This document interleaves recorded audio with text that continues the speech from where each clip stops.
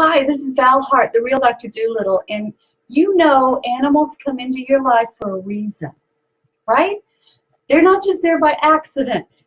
There's a divine plan behind the two of you coming together. At least we hope there is, because if there isn't, we got problems.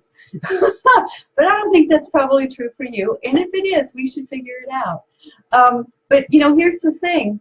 Sometimes animals, instead of being the incredible gift that they're designed to be, they drive us nuts.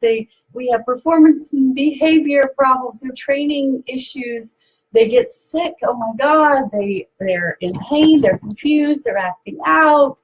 You know, maybe they're not performing well. Maybe they're really unhappy. They're depressed, lethargic. They can't figure out what's going on. Do you have a feeling sometimes that they're trying to tell you something? They're like mind to mind, heart to heart. It's like if you could just stick a microphone in their head and you could hear their thoughts. Oh, well, how amazing that would be, right? Well, we can. I can do that. That's what I do. So, you know, the other thing is, are they getting ready to make their transition? Do you have a soul's contract, a soul purpose together? And if you do, what is it? You ever wonder that? Ah, God. Well, so here's the thing. What you don't know can be hurting you and hurting your pet. So I'm Val Hart, and I've been solving problems with pets as a professional animal communicator for since 1993. You can do the math. And animals have taught me a lot. I've worked with thousands of animals around the world and with extraordinary results. And they've taught me a lot. And I want to share what I've learned with you for just a moment.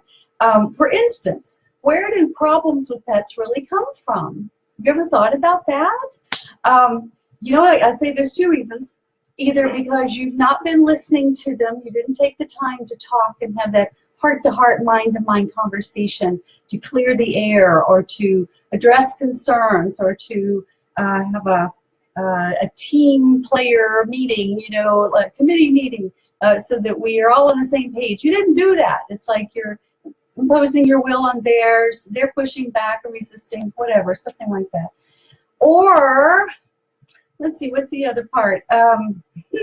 You're disconnected. You're disconnected and they're unhappy, right? You're not fully present. You're not like in sync. So what do we do about it, right? So there's another thing you need to consider, and that's the human-animal body-mind connection. Human-animal body-mind connection. What does that mean? It means that they mirror you, they reflect you, they act out your wounds, your stress, your own bad behavior, your illness and disease, your pain. I remember working with a client once, and her dachshund had injured her back and was crippled. She had no control in her hind end from a certain point down, and I went in to work with her, and I did healing work. And while I'm working with the dog, I find out, and I'm doing some intuitive scanning, and I find the exact vertebrae where the injury occurred, and you know, the energy through the hind end was stopped at that point. And you know, and I'm telling my client, and she goes, "Oh my God, that's the exact vertebrae I have a problem with." Oh my God. And I'm going, well, then I'm working with both of you. So I did. I worked with both of them, and we got more energy to flow. We worked with that hind end. We, all of a sudden, from a dog that couldn't move, even wag her tail, and had no feeling in her hind legs, all of a sudden she could feel stuff. In a little while, her tail started wagging. Wow. Her tail started wagging. It was only a little bit later that she actually got up and started walking with a little bit of assistance. But it total turned around. And guess what? My client felt better too. So that's the kind of work I do, in case you're interested. So, you know, so the human-animal body-mind connection, it's where they mirror and reflect your stress, your wounds, your disconnects, your illness and disease, and it can get to the point where they get sick on your behalf. It's like they've carried so much and taken so much from you, trying to help you, that it kills them, it injures them, they get ill.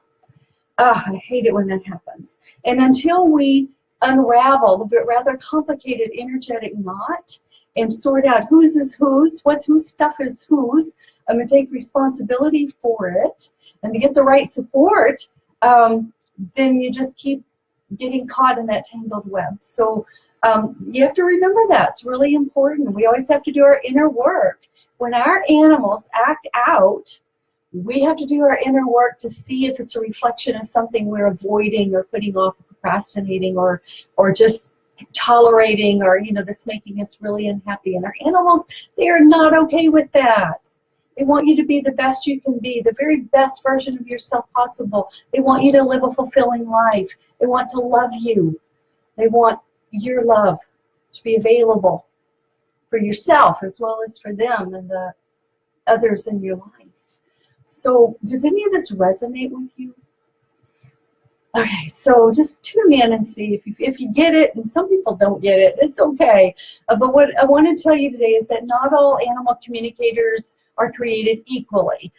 You really want the right person for the job. So when you're doing your due diligence and researching and interviewing, which is what you'll find out how to do, and the 10 things you must know before hiring an animal communicator special report, you want someone with the experience in the situation that you're struggling with, someone that you can trust implicitly to guide you correctly. Right?